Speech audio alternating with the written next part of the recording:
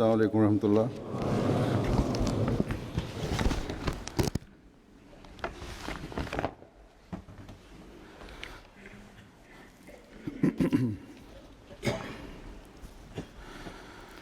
أشهد أن لا إله إلا الله وحده لا شريك له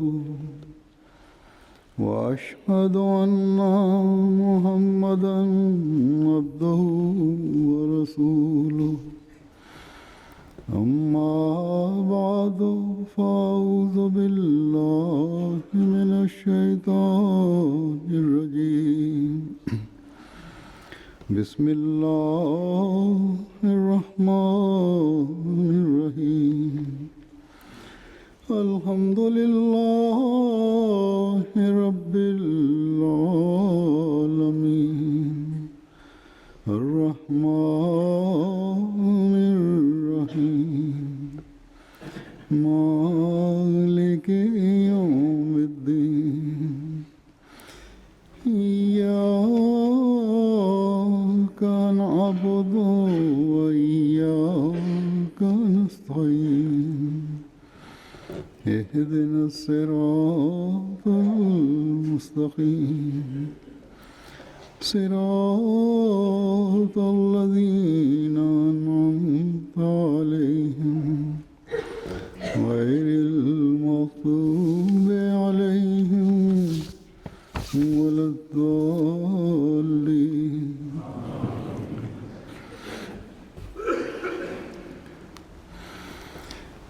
عموماً ہم جب اللہ تعالیٰ کے فضل اور انعام کو دیکھتے ہیں تو اکثریت کے منہ سے اللہ تعالیٰ کے فضل اور انعام کے ذکر پر الحمدللہ نکلتا ہے، چاہے اسے الحمد کے گہرے معنی کا علم ہو یا نہ ہو۔ ایک ماحول میں اٹھان کی وجہ سے یہ احساس ضرور ہے کہ چاہے تکلف نہیں کہا جائے، الحمدللہ ضرور کہنا ہے۔ کم علم سے کم علم کو بھی یہ احساس ضرور ہوتا ہے کہ یہ الفاظ ضرور کہے جائیں جو اللہ تعالیٰ کی تعریف کی طرف اشارہ کرتے ہیں۔ بس ایک احمدی کے منہ سے ہر ایسے موقع پر جس سے خوشی پہنچ رہی ہو، جس پر جب اللہ تعالیٰ کے فضل نازل ہو رہے ہوں، اللہ تعالیٰ کی طرف سے کوئی انعام مل رہا ہو، یا کسی بھی طریقے سے یہ احساس ہو کہ اللہ تعالیٰ مجھے نواز رہا ہے، تو الحمدللہ ضرور نکلتا ہے، چاہے وہ کسی کی ذاتی خوشی ہو یا جماعتی طور پر اللہ تعالیٰ کا فضل ہو۔ اور یہ الحمدللہ کے الفاظ کی ادائیگی ہر ایسے موقع پر ایک احمدی کے منہ سے ہونی بھی چاہیے، لیکن ان الفاظ کی ادائیگی کا اظہار الفاظ کہنے والے کے لیے اور بھی زیادہ برکت کا مجھے بن جاتا ہے جب وہ سوچ سمجھ کر اس کی روح کو جانتے ہوئے یہ الفاظ کہیں۔ ہم احمدی خوش قسمت ہیں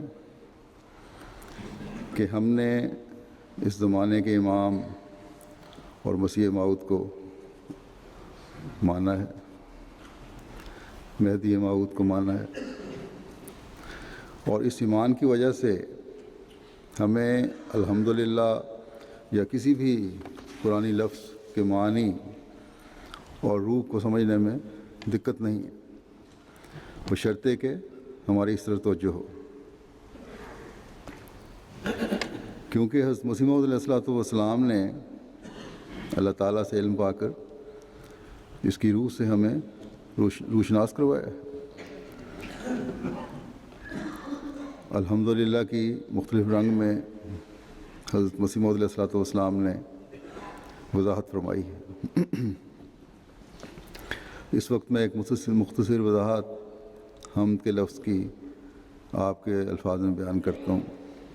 آپ علیہ السلام فرماتے ہیں کہ واضح ہو کہ حمد اس تعریف کو کہتے ہیں جو کسی مستحق تعریف کے اچھے فعل پر کی جائے، نیز ایسے انعام کنندہ کی مدح کا نام ہے جس نے اپنے ارادے سے انعام کیا ہو اور اپنی مشیت کے مطابق احسان کیا ہو، اور حقیقت حمد کما حقہ صرف اس ذات کے لیے متحقق ہوتی ہے جو تمام فیوز و انوار کا مبدع ہو اور علی وجہ البصیرت کسی پر احسان کرے، نہ کہ غیر شعوری طور پر یا کسی مجبوری سے۔ اور حمد کے یہ معنی صرف خدائے خبیر و بصیر کی ذات میں ہی پائے جاتے ہیں، اور وہی محسن ہے، اور اول و آخر میں سب احسان اسی کی طرف سے ہیں، اور سب تعریف اسی کے لیے ہے، اس دنیا میں بھی اور اس دنیا میں بھی، اور ہر حمد جو اس کے غیروں کے متعلق کی جائے اس کا مرجع بھی وہی ہے۔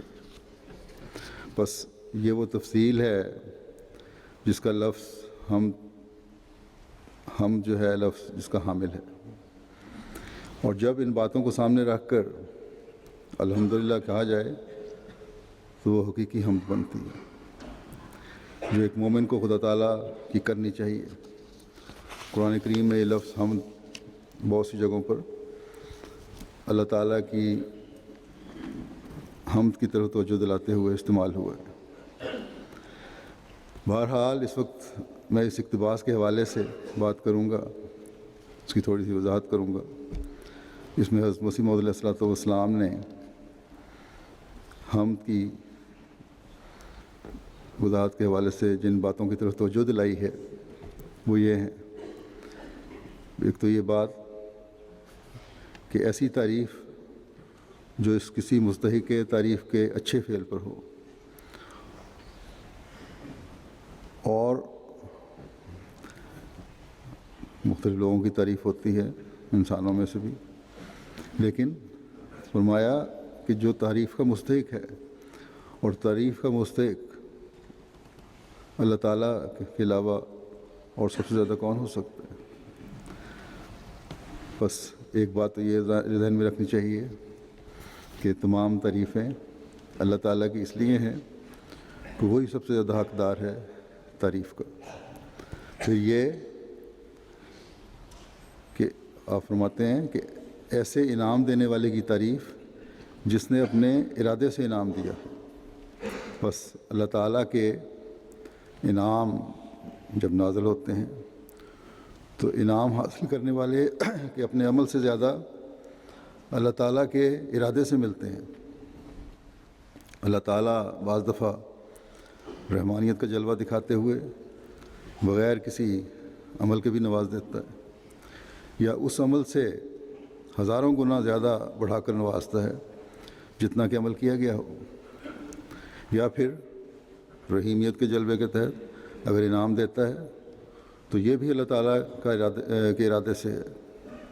اللہ تعالیٰ ہی بندے کو توفیق دیتا ہے کہ وہ کوئی کام کرے یا دعا کرے اور اس کے نتیجے میں نیک نتائج ظاہر ہوں، اور پھر اللہ تعالیٰ بندے کو نوازے۔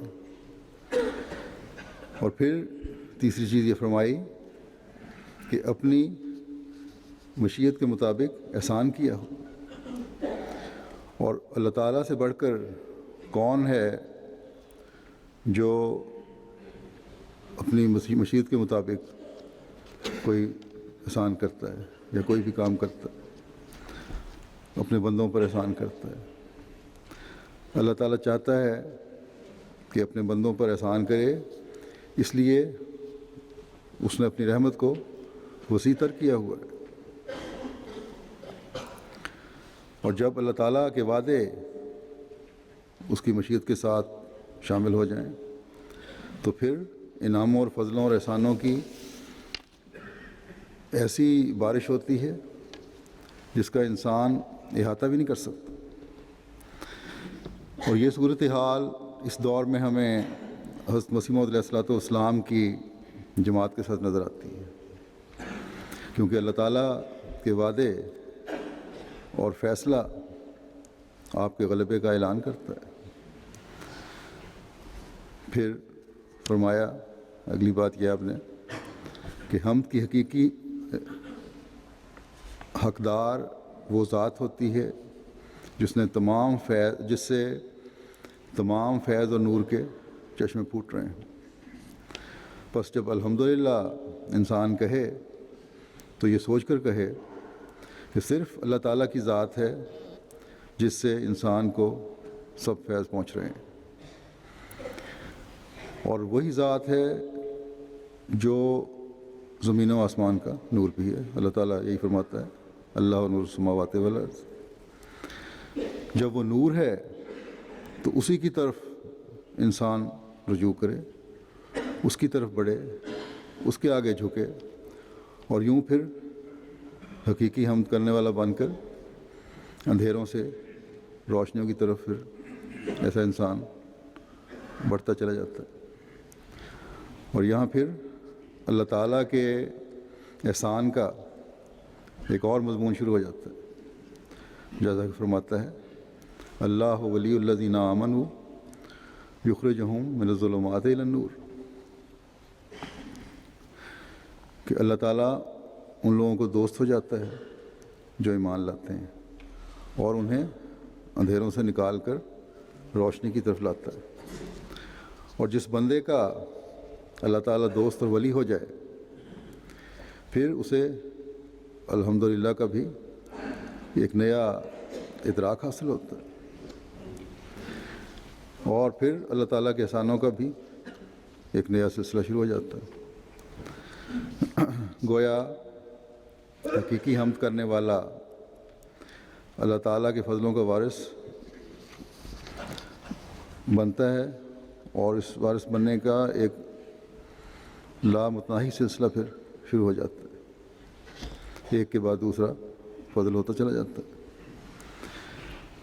پھر آپ نے یہ بھی فرمایا کہ یہ بھی یاد رکھنے والی بات ہے کہ اللہ تعالیٰ نہ کسی پر غیر شعوری طور پر احسان کرتا ہے، نہ کسی مجبوری کے تحت،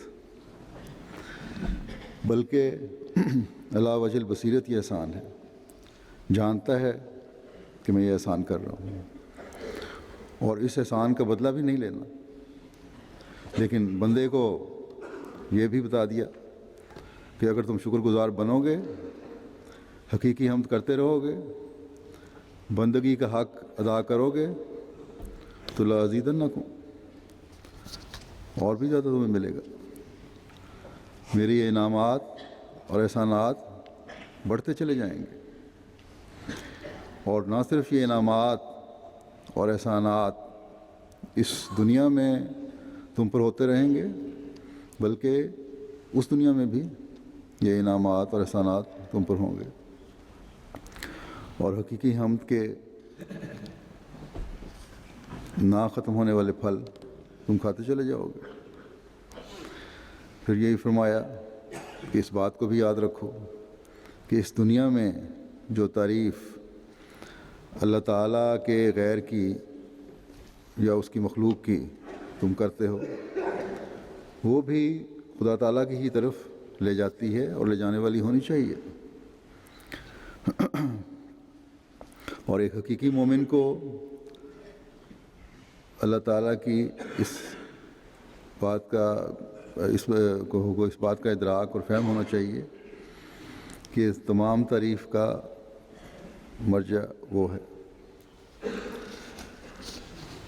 کیونکہ تمام قدرتوں کا مالک خدا تعالیٰ ہے، زمین و آسمان اور اس کی ہر چیز پیدا کرنے والا خدا ہے، چاہے وہ جاندار مخلوق ہے یا غیر جاندار مخلوق، نباتات ہیں، حیوانات ہیں، انسان ہے، سب کا پیدا کرنے والا، اور ان میں وہ خصوصیات پیدا کرنے والا خدا تعالیٰ ہے جس سے ایک انسان फ़ायदा उठा सकता है। बस किसी भी चीज़ की और किसी भी इंसान की अपनी ذاتی اہمیت کوئی نہیں جب تک کہ خدا تعالیٰ اس میں وہ خصوصیت یا طاقت پیدا نہ کرے جو انسان کو فائدہ پہنچانے والی ہے۔ بے شمار چیزیں جو ہم دیکھتے ہیں اس زمین پر بھی، ان سے فائدہ پہنچانے کی خاصیت ان میں خدا تعالیٰ نے رکھی ہے، اور انسان ان سے فائدہ حاصل نہیں کر سکتا جب تک اللہ تعالیٰ نہ چاہے کہ یہ فائدہ حاصل کیا جائے۔ بس جب ہر خصوصیت ہر ایک کو خدا تعالیٰ کی مرضی اور اس کے ارادے اور اس کے قانون قدرت سے مل رہی ہے، تو پھر غیر اللہ سے فائدہ اٹھانے کے بعد شکر گزاری بھی، حقیقی شکر گزاری بھی خدا تعالیٰ کی ہونی چاہیے، اور حمد اسی کی کرنی چاہیے کہ اس نے یہ اسباب اور سامان پیدا فرمائے جس کی وجہ سے اللہ کے بندے نے فائدہ اٹھایا، ایک مومن نے فائدہ اٹھایا۔ ہاں، یہ بھی حکم ہے کہ شکر گزاری بندوں کی بھی کرنی چاہیے۔ اگر تم کسی دوسرے انسان سے فائدہ اٹھاتے ہو تو اس کے بھی شکر گزار بنو۔ اگر بندوں کی شکر گزاری اس نیت سے کی جائے کہ خدا تعالیٰ نے اسے میرے فائدے کے لیے بھیجا ہے، مجھے فائدہ پہنچانے کا ایک ذریعہ بنایا ہے، میری بہتری کا ذریعہ بنایا ہے، تو یہ بھی خدا تعالیٰ کی شکر گزاری ہے۔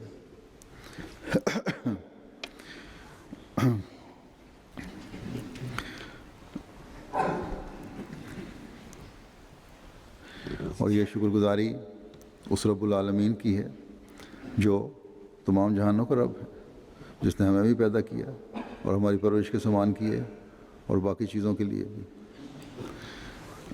کسی بندے کو پھر انسان رب نہیں بناتا، یہ نہیں سمجھتا کہ اس بندے کی وجہ سے میرے یہ کام ہوئے ہیں، یہ مجھے سب کچھ ملا ہے۔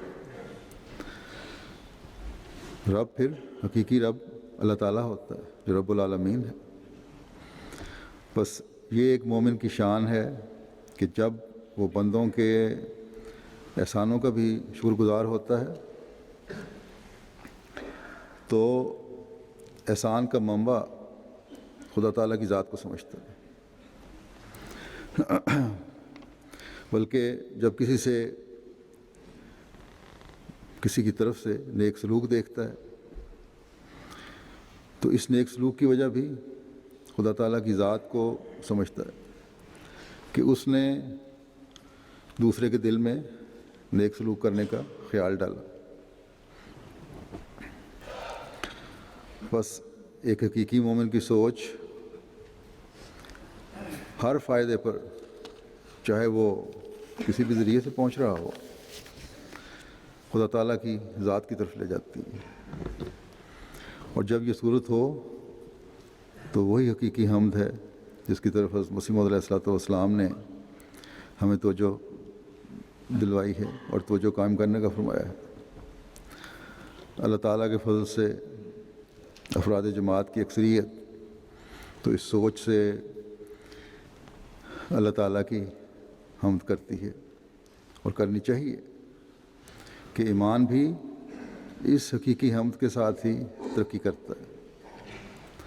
لیکن من حیث الجماعت بھی ہمیں یہی سوچ رکھنی چاہیے کہ ہر موقع پر اللہ تعالیٰ جو جماعت کو مختلف نہج پر آگے بڑھتا ہوا دکھاتا ہے، اس کے لیے ہم اللہ تعالیٰ کی حمد کرنے والے بنیں اور ہمیشہ الحمدللہ کی حقیقی روح کو جاننے والے ہوں۔ اور جب اس طریق پر ہر طرف حمد ہو رہی ہوگی تو یقیناً اللہ تعالیٰ کے فضلوں کی بارش بھی پہلے سے کئی گنا بڑھ کر برسے گی۔ یہ حقیقی حمد انسان کے اندر ایک روحانی انقلاب بھی پیدا کرتی ہے، باریک تر شرک سے بھی بچاتی ہے، ایک انسان کو حقیقی عابد بناتی ہے اور پھر ان حکموں کی تلاش کر کے ان پر عمل کرنے کی طرف توجہ دلاتی ہے جن کا اللہ تعالیٰ نے کرنے کا حکم دیا ہے۔ انسانی قدروں کو اپنانے اور اعلیٰ اخلاق دکھانے کی طرف توجہ دلاتی ہے۔ بس یہ حمد ہے جس کے کرنے کی ہمیں تلاش رہنی چاہیے۔ گزشتہ جمعہ کے خطبے میں نے جو کینیڈا میں دیا تھا، امریکہ اور کینیڈا کے نوجوانوں کا ذکر کیا تھا کہ اللہ تعالیٰ نے انہیں توفیق دی ہے کہ وہ کافی جماعتی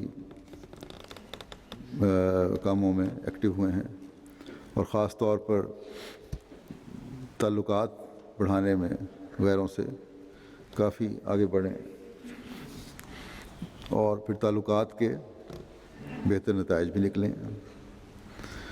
اور بہت سے پڑھے لکھے لوگوں سے ان کے رابطے ہوئے ہیں، ان ملکوں کی بڑی شخصیات سے ان کے رابطے ہوئے ہیں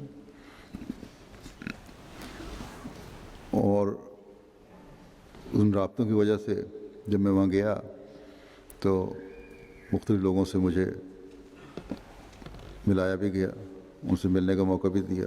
اکثر ہمارے مشن ہاؤس میں آ کے وہیں ملتے رہے، بڑے بڑے لوگ جو عموماً جن کے بارے میں خیال ہوتا ہے کہ نہیں آئیں گے۔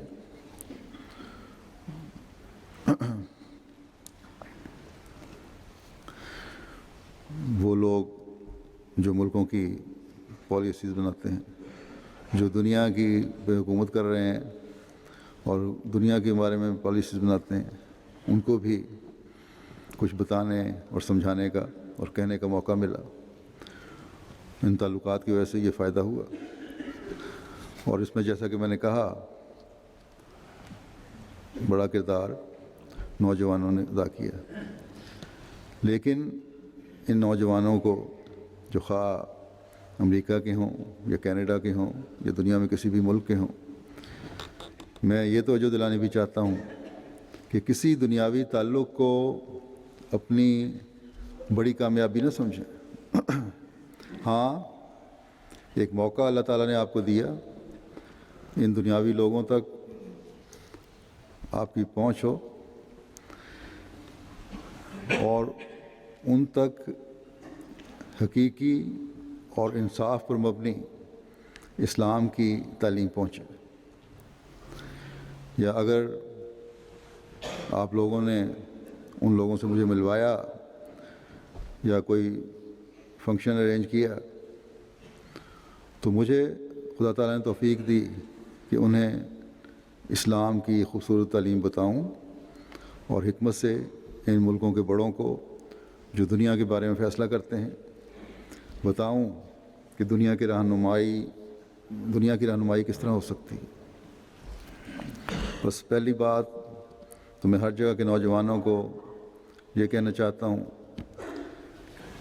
کیونکہ ابھی میں امریکہ اور کینیڈا سے کا دورہ کر کے آیا ہوں، اس لیے وہاں کے نوجوانوں کو خاص طور پر کہ اپنے تعلقات کو، اپنی کامیابیوں کو اپنی کسی خوبی پر محمول نہ کریں، بلکہ خدا تعالیٰ کا فضل سمجھتے ہوئے اللہ تعالیٰ کی تعریف کریں کہ اس نے آپ کو یہ موقع دیا کہ تعلقات بنائیں، اور ان تعلقات سے ہمارا مقصد اپنا ذاتی مفاد اٹھانا نہیں ہے، نہ کبھی ہونا چاہیے۔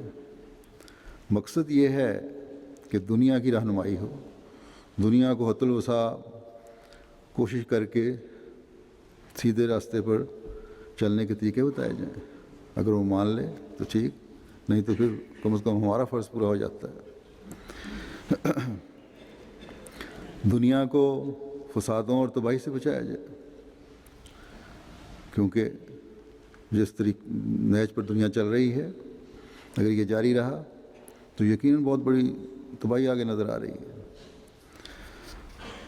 دنیا کو خدا تعالیٰ کی طرف لایا جائے۔ اگر کسی کے دل میں یہ خیال ہے کہ شاید ان تعلقات سے ہمارا کوئی مفاد وابستہ ہے یا ہماری کوئی اپنی قابلیت اور ہے جس کی وجہ سے یہ تعلقات بنے، یا جماعت احمدیہ کی ترقی اس سے وابستہ ہے، تو بالکل غلط ہے۔ جیسا کہ میں نے وضاحت کی ہے حمد کے مضمون میں کہ یہ اللہ تعالیٰ کی مشیت ہے کہ حضرت مسیح موعود علیہ الصلوۃ والسلام کی جماعت کو ترقیات سے نوازے، اور ان ترقیات کے حصول میں ہماری ادنا کوشش ہوتی ہے، اور باقی جو نتائج حاصل ہو رہے ہیں وہ اللہ تعالیٰ کی طرف سے احسان کے رنگ میں ہو رہے ہوتے ہیں۔ بس ہر کوشش کے پھل کسی کی ذاتی خوبی اور محنت سے زیادہ اللہ تعالیٰ کے فضلوں کی وجہ سے، بلکہ حقیقت میں اللہ تعالیٰ کے فضلوں کی وجہ سے ہی ہے۔ اگر ہم اس سوچ کو قائم رکھیں گے تو فضل بڑھتے جائیں گے۔ باقی ان دنیا داروں سے نہ ہم نے کچھ لینا ہے، نہ ہمارا یہ مقصد ہے۔ میرے امریکہ کے دورے کی رپورٹس الفضل میں پڑھنے والوں نے تو پڑھ لی ہوں گی۔ امریکہ میں اس جگہ اور عمارت میں جو کیپٹل ہل کہلاتی ہے، جہاں امریکی کانگریس اور سینٹ بیٹھ کر اپنے ملکی اور دنیا کے فیصلے کرتی ہیں، جہاں اور بھی مختلف دفاتر ہیں اس ملک کے، وہاں ایک فنکشن بھی ہوا تھا ایک ہال میں نے انہیں مختصر خطاب کیا تھا۔ ہمارے مخالفین نے بعض نے اسے ہمارے خلاف، جماعت کے خلاف اچھالنے کی کوشش کی، خاص طور پہ پاکستان میں، تاکہ احمدیوں کے خلاف مزید بھڑکایا جائے، لیکن بہرحال کوئی ایسا خاص تو ان کو پذیرائی نہیں ملی۔ یہ تھا موقف ان کا کہ میں احمدیوں کے لیے امریکی حکومت سے کوئی مدد مانگنے گیا ہوں، یا نعوذ باللہ ملک کے خلاف، پاکستان کے خلاف کوئی سازش کرنے گیا۔ یہ تو جو کچھ میں نے وہاں کہا اسے سن کر انصاف سے، اگر انصاف کی آنکھ ہو ان کی، جو نہیں ہے، خود ہی فیصلہ کر لیں گے، اور ہر عقلمند فیصلہ کر سکتا ہے کہ میں لینے گیا تھا یا انہیں کچھ دینے اور بتانے گیا تھا۔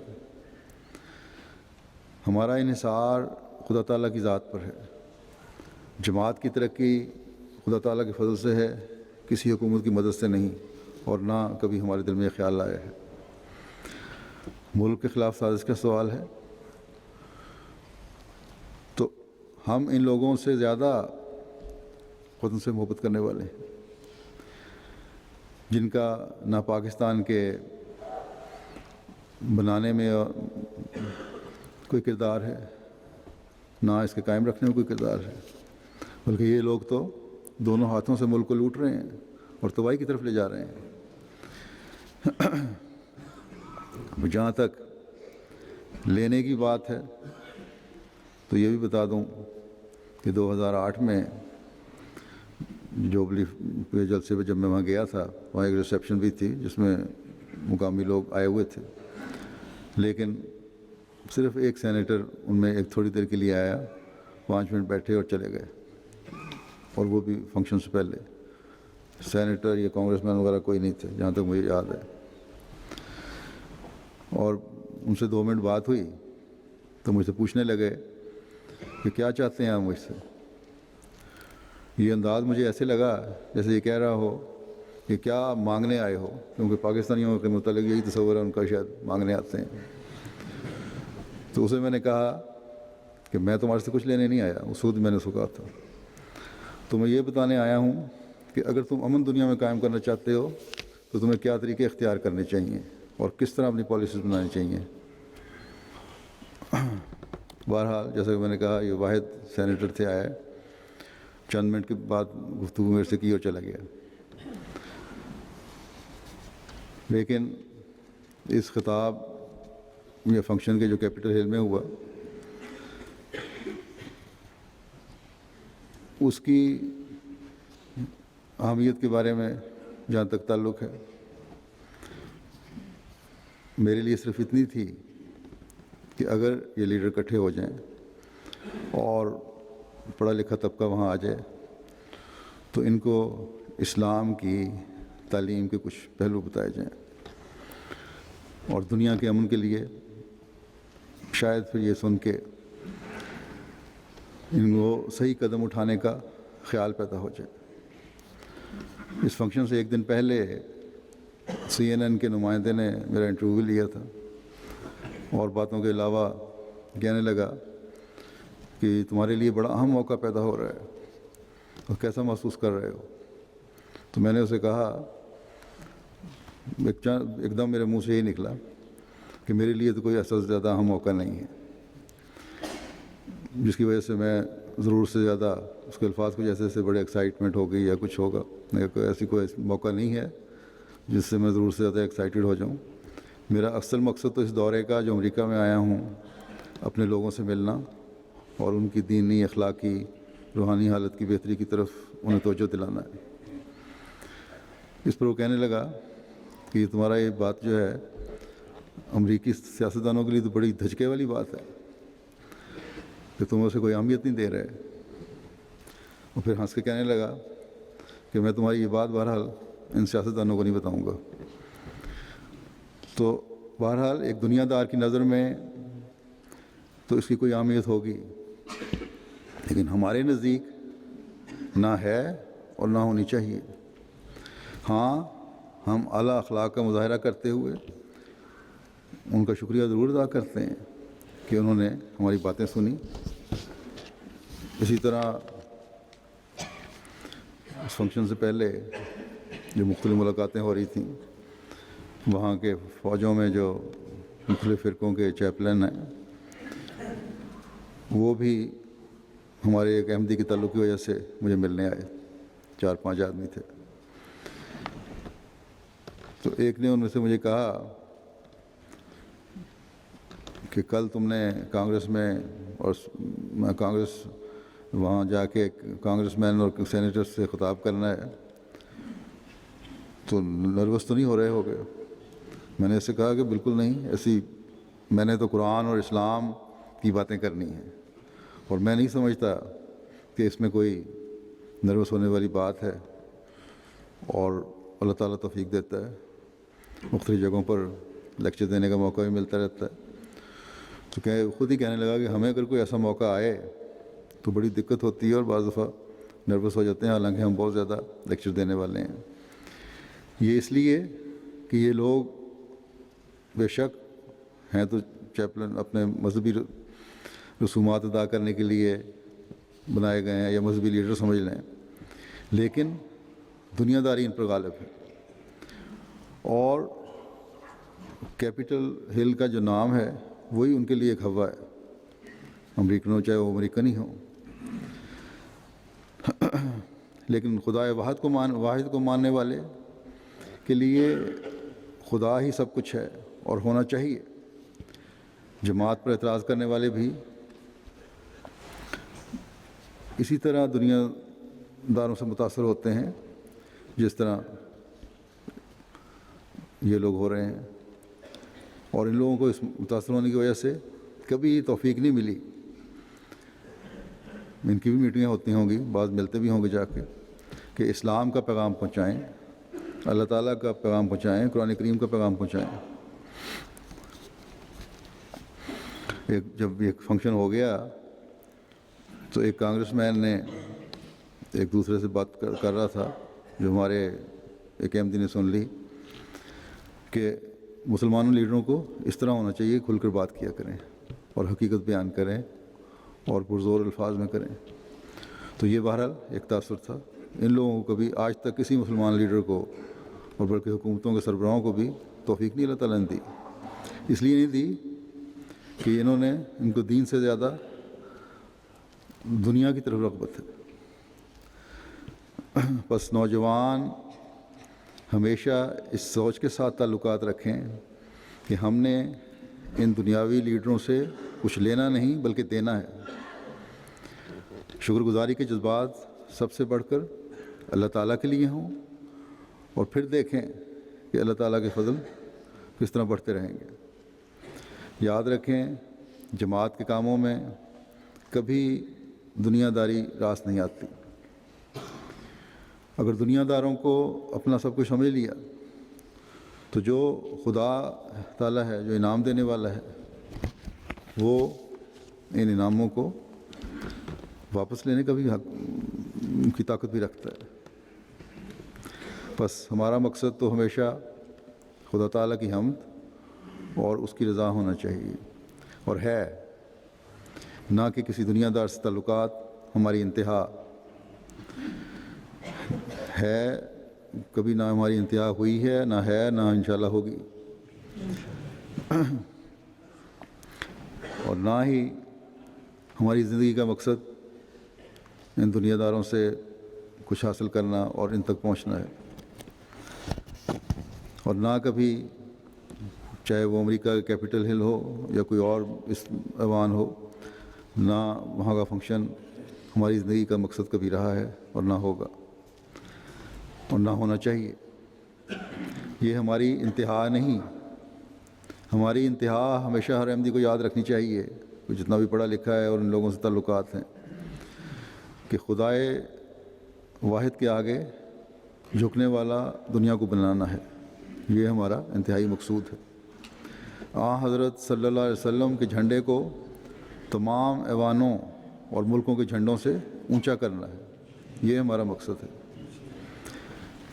ایم ٹی اے پر بھی اکثر نے دیکھا ہوگا اور رپورٹس میں بھی پڑھا ہوگا، جو کچھ میں نے وہاں کہا وہ قرآن کریم کی تعلیم کی روشنی میں اور کہی ہے، اور اسلام کی تعلیم جو حق سچائی کی تعلیم ہے وہ کہنے کی کوشش کی ہے۔ اس میں بھی میری کوئی خوبی نہیں، میں تو اپنے آپ کو کم علم اور عاجز انسان سمجھتا ہوں، لیکن جس مسیح موعود کی نمائندگی میں اس خطاب کے لیے گیا تھا، اس کے ساتھ آپ کے آقا اور ہمارے آقا مطاع حضرت محمد رسول اللہ صلی اللہ علیہ وسلم سے خدا تعالیٰ کا وعدہ تھا کہ نصرت بالرعب۔ وہاں جاتے ہوئے کار میں جب میں دعا کر رہا تھا تو یہی مجھے خیال آیا کہ یہ لوگ کہتے ہیں کہ بڑا اونچا ایوان ہے یہ، اور اس سے پہلے تو کوئی مجھے سوچنے کا موقع بھی نہیں ملا تھا، اسی وقت مجھے جاتے جاتے ہی خیال آیا، تو میں تو تیرا ایک عاجز بندہ ہوں اور تیرے پیغام کو لے کے جا رہا ہوں، تیرے مسیح موعود کا نمائندگی میں جا رہا ہوں، اس لیے نصرت بالرعب کا جو وعدہ حضرت مسیح موعود علیہ الصلوۃ والسلام سے ہے، اس کا نظارہ آج بھی دکھا دے۔ اور اللہ تعالیٰ نے یہ دعا قبول کی، اور یہ ذوق رکھنے والے احمدیوں نے دیکھا اور اس کا اظہار بھی کیا، بلکہ دوسروں نے بھی اظہار کیا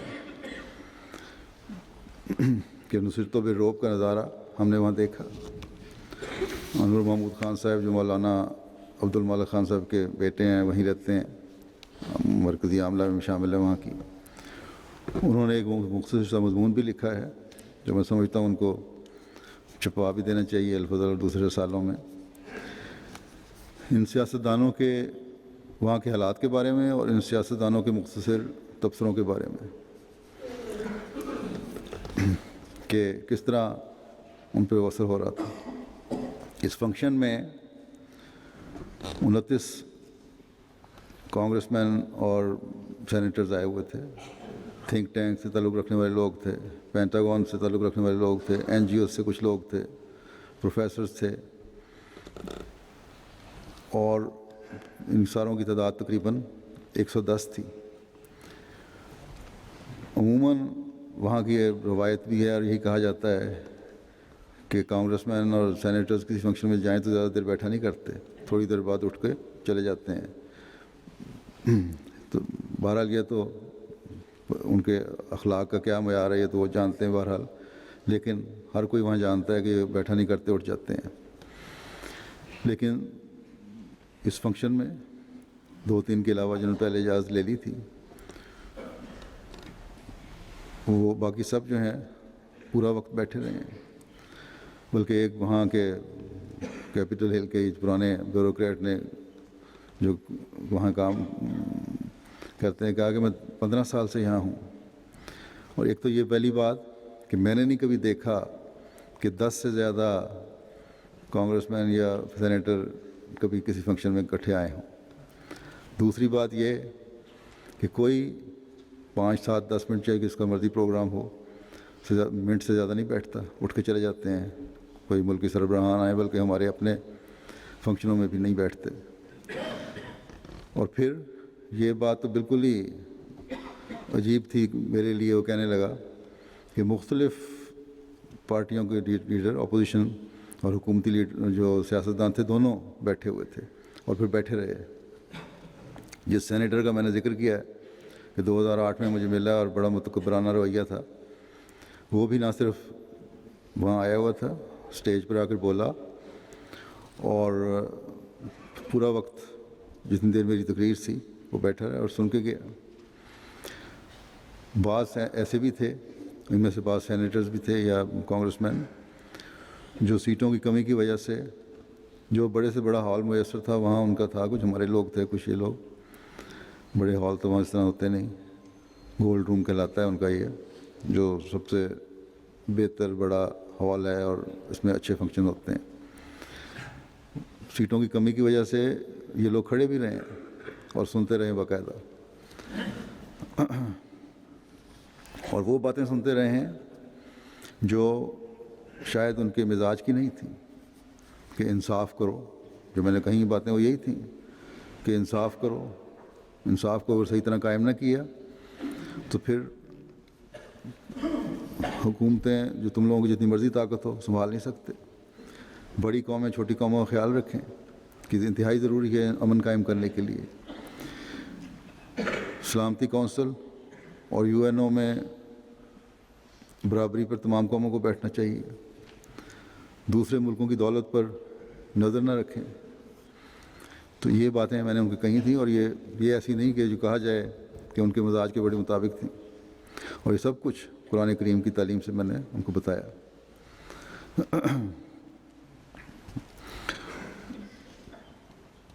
میری تقریر کے بعد جو پہلے مسلمان کانگریس مین ہیں وہاں، جو افریقن امریکن ہیں، وہ مجھے کہنے لگے کہ یہ بات مجھے تمہاری بڑی اچھی لگی ہے کہ دوسروں کی دولت کو حرص کی نظر سے نہ دیکھو۔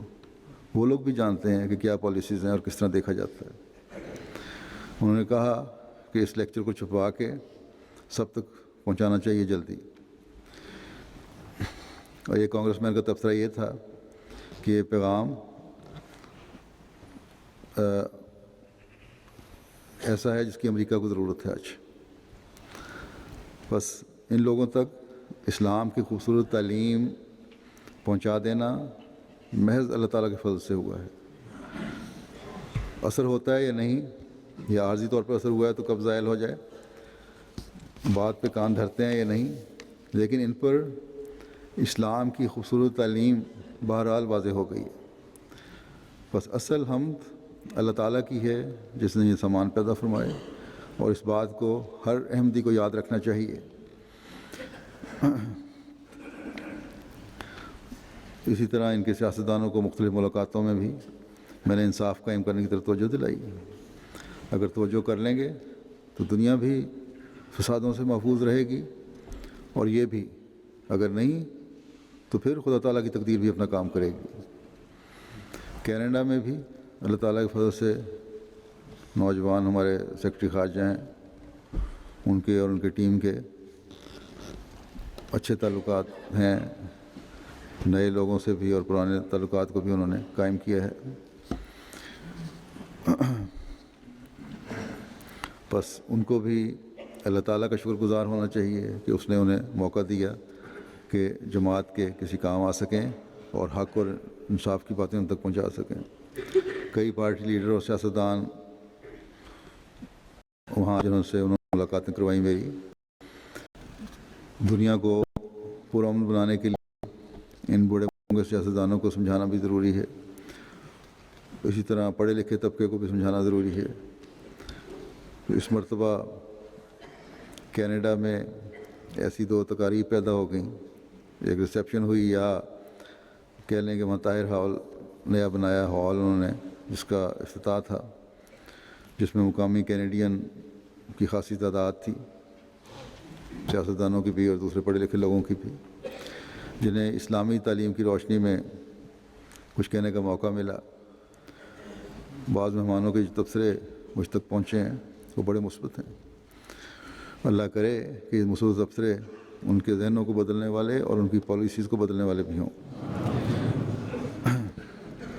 اسی طاہر حال کے بارے میں پہلے یہ بھی بتا دوں کہ پہلے ایک حکومتی ادارے نے جو بعض چیریٹی اداروں اور این جی اوز کی مدد کرتے ہیں، تقریباً $2-2.5 ملین دینے کا اس کو وعدہ کیا تھا، اس کی تعمیر میں کچھ حصہ جماعت ڈالے اور کچھ یہ دیں گے۔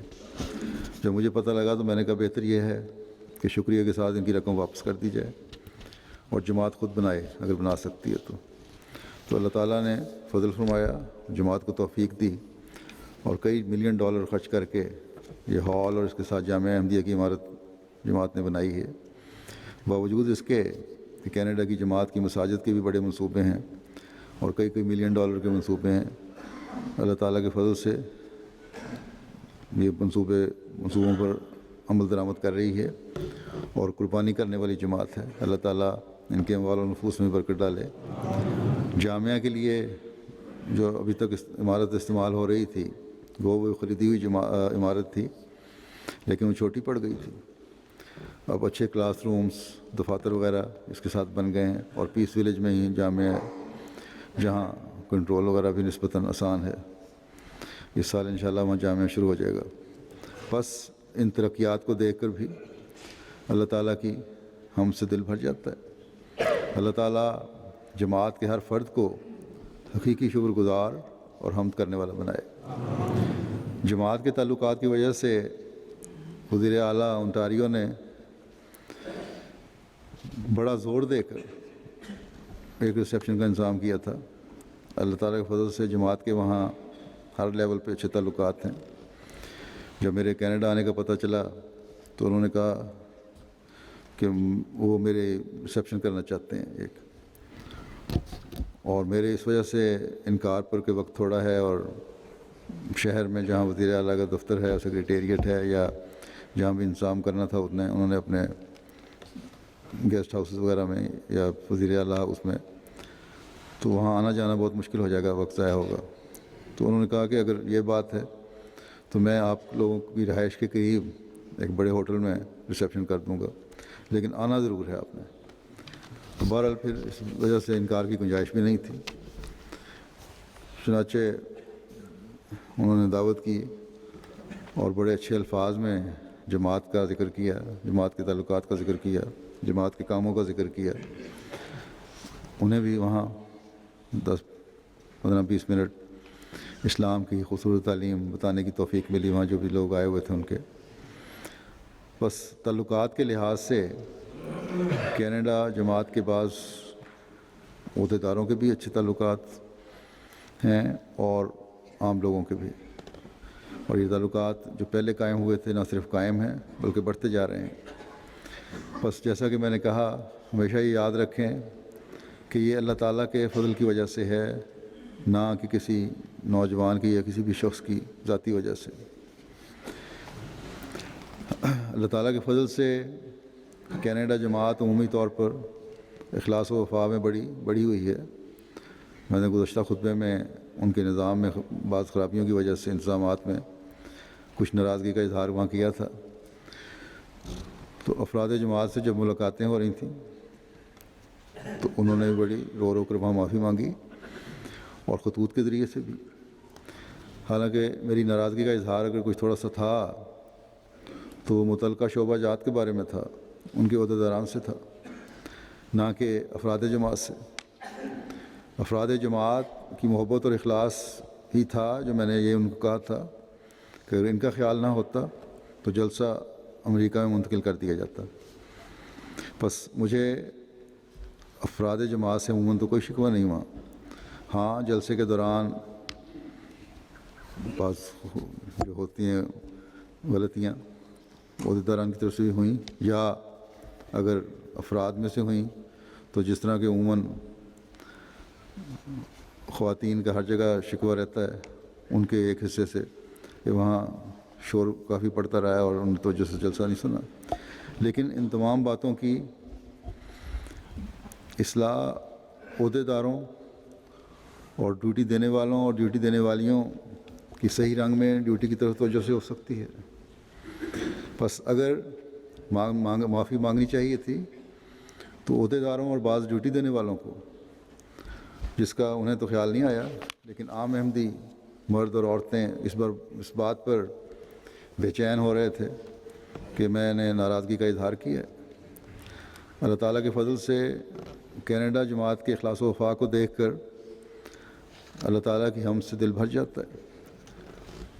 ایک تو وہاں پیس ولیج میں پہلی آبادی تو تھی، ارد گرد اور بھی جگہ بن گئی ہے، ایک اور پیس ولیج کا حصہ آباد ہو گیا ہے۔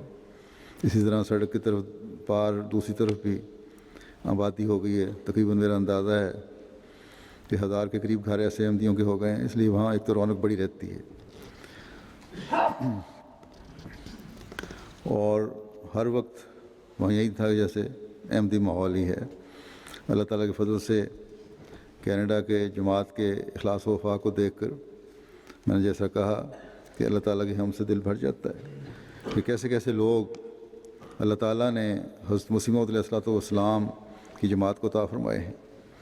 یہ کیسی پیاری جماعت ہے جس نے خلافت سے محبت کی بھی انتہا کی ہوئی ہے۔ روزانہ پیس ولیج میں رونق لیتی تھی، جیسا کہ میں نے کہا، اور بلکہ دن تھوڑے تھے اور رمضان تھا، میرا دل چاہتا تھا کچھ دن اور وہاں رہوں ان کے اخلاص و وفا کو دیکھ کے۔ اللہ تعالیٰ کے فضلوں میں سے یہ بھی فضل ہے کہ جلسے کی جگہ بعض انتظامات کے لحاظ سے تنگ پڑ رہی ہے، پارکنگ وغیرہ کی بھی بہت تنگی ہو رہی تھی، اس لیے کینیڈا جماعت کو اپنے جلسے کی وسعت کے بارے میں بھی، جگہ کے بارے میں بھی سوچنا چاہیے۔ اس بات کی فکر نہیں ہونی چاہیے کہ کس طرح انتظام ہوگا۔ اللہ تعالیٰ جب ضرورت بڑھا رہا ہے تو انتظامات بھی فرما دے گا انشاءاللہ، بشرطے کہ حقیقی شکر گزار بندے بنے اور حمد کرنے والے بنے۔ ایک اور بات میں یہ کہنا چاہتا ہوں کینیڈا والوں کو، کینیڈا میں بھی اور امریکہ میں بھی، اور یہاں بھی اب آج کل آ رہے ہیں، کہ پاکستان کے ریفیوجی یا اسائلم سیکرز بہت سے نئے آئے ہیں۔ انہیں بھی یاد رکھنا چاہیے کہ اللہ تعالیٰ نے انہیں فضل فرما دیا ہے، اس کے فضلوں کو مزید جذب کرنے کے لیے اپنے آپ کو دنیا میں گم کرنے کے بجائے اللہ تعالیٰ سے جوڑیں، اس کے احکامات کو سامنے رکھیں، اس کی رضا کو سامنے رکھیں۔ نوجوان خاص طور پر یاد رکھیں کہ اللہ تعالیٰ کے فضلوں کا جس قدر شکر گزار ہوتے ہوئے آپ اس کی حمد کریں گے، اللہ تعالیٰ کے فضل بڑھتے چلے جائیں گے۔ پاکستان سے جن تکالیف کی وجہ سے آئے ہیں انہیں ہمیشہ یاد رکھیں، تو خدا تعالیٰ بھی یاد رہے گا ہمیشہ۔ نئے آنے والوں کو ہمیشہ اپنے نیک نمونے قائم کرنے کی طرف توجہ رکھنی چاہیے، عورتوں کو بھی اور مردوں کو بھی، تاکہ جہاں خدا تعالیٰ کے فضلوں کے وارث بنیں، وہاں لوگوں کے لیے بھی اور جہاں رہنے والے احمدیوں کے لیے بھی ایک نمونہ بنے۔ بس اس بات کو ہمیشہ یاد رکھیں کہ یہاں آنا دنیا صرف دنیا کے لیے نہ ہو بلکہ دین بھی مد نظر رہے۔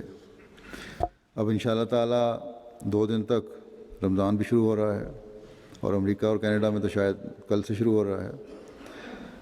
اس رمضان سے بھی خوب فائدہ ہر احمدی کو اٹھانا چاہیے، اپنی دعاؤں اور عبادتوں کو بھی انتہا تک لے جانے کی کوشش کرنی چاہیے۔ یہ دن اللہ تعالیٰ کے فضلوں کو جذب کرنے اور کھینچنے کے دن ہیں، ان سے بھرپور فائدہ ہر احمدی کو اٹھانے کی کوشش کرنی چاہیے۔ اللہ تعالیٰ اس کی سب کو توفیق بھی عطا فرمائے، تاکہ ہم اللہ تعالیٰ کے فضلوں کو پہلے سے بڑھ کر اپنے پر نازل ہوتا ہوا دیکھیں۔ اللہ کرے کس طرح ہی ہو۔ اب میں جمعہ کی نماز کے بعد 2 جنازے بھی پڑھاؤں گا۔ ایک تو جنازہ ہمارے شہید جن کو کل شہید کیا گیا ہے چودھری نعیم احمد کندل صاحب کا ہے جو چودھری عبدالواحد صاحب اورنگی ٹاؤن ضلع کراچی کے بیٹے تھے. ان کی کل ہی شہادت ہوئی ہے. انا للہ و انا الیہ راجعون. آپ کے دادا مکرم خورشید عالم صاحب مرحوم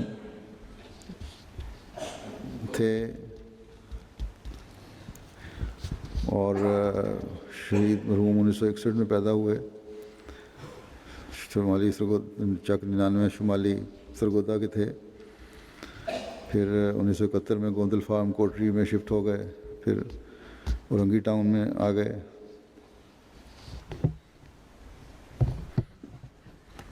1914 میں ان کی دادی نے حضرت خلیفۃ المسیح ثانی کے ہاتھ پر بیعت کی تھی اور دادا نے پھر بعد میں بیعت کی.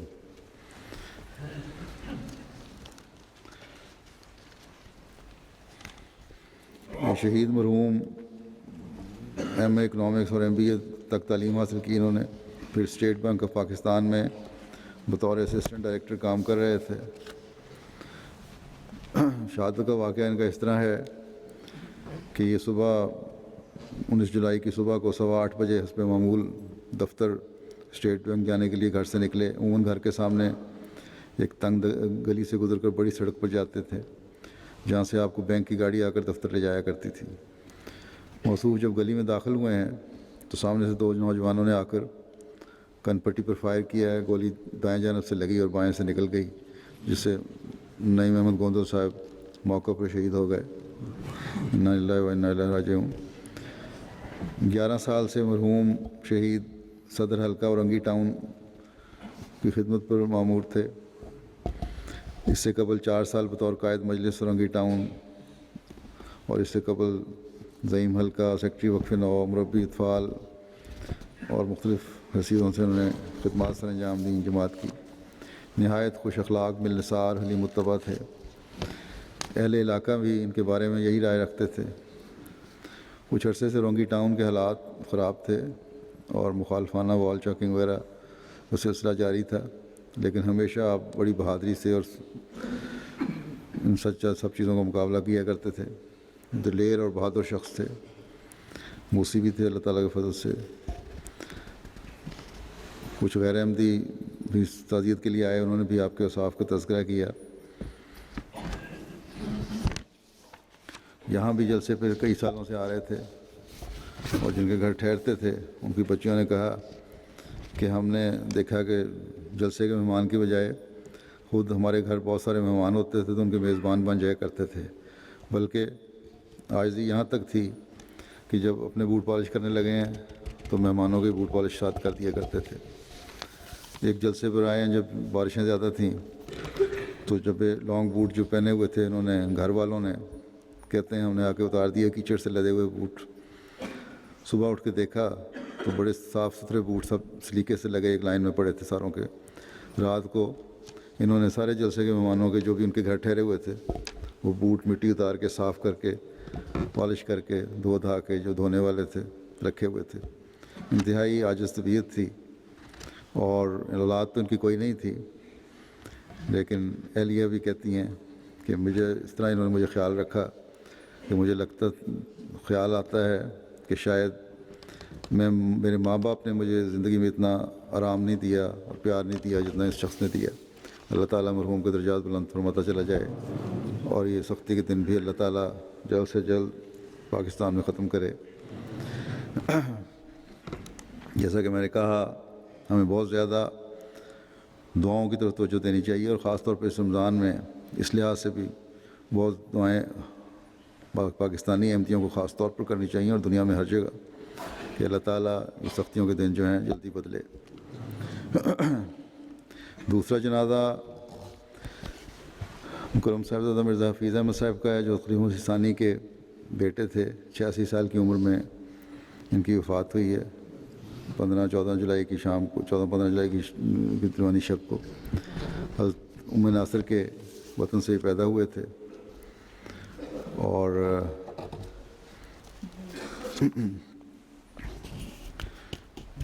بڑے نرمی سے بات کرنے والے، غریبوں سے حسن سلوک کرنے والے تھے. انہوں نے مولوی فضل کا امتحان پاس کیا. اس کے بعد تسلیف احمد ثانی نے سنڈیکیٹ جو اپنا ادارہ تھا زمینوں کا سندھ کا, وہاں ان کو بھیج دیا تھا. تو وہی کام کرتے رہے. اس کے بعد پھر جب یہ بند ہو گیا تو پھر یہ اپنا کاروباری کرتے رہے. خلافت سے بھی تعلق ان کا بڑا تھا. مجھے باقاعدگی سے خط پہ لکھا کرتے تھے اور بڑے اخلاص و وفا کا تعلق ہمیشہ نے ظاہر کیا. میرے ماموں تھے. اللہ تعالیٰ ان کی درجات بلند فرمائے, ان سے مغفرت کا سلوک فرمائے. اب یہ نمازوں, جیسا کہ میں نے کہا ہے کہ نمازوں کے بعد ان کا نماز کے بعد نماز جنازہ ادا ہوگا.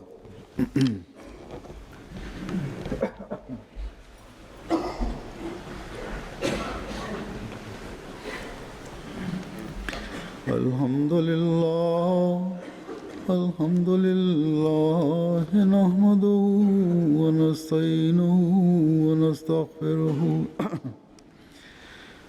ونؤمن به ونتوکل علیہ ونعوذ باللہ من شرور انفسنا ومن سیئات اعمالنا من يهده الله فلا مضل له ومن يضلل فلا هادي له ونشهد أن لا إله إلا الله ونشهد أن محمدا عبده ورسوله. عباد الله رحمكم الله إن الله يأمر بالعدل والإحسان وإيتاء ذي القربى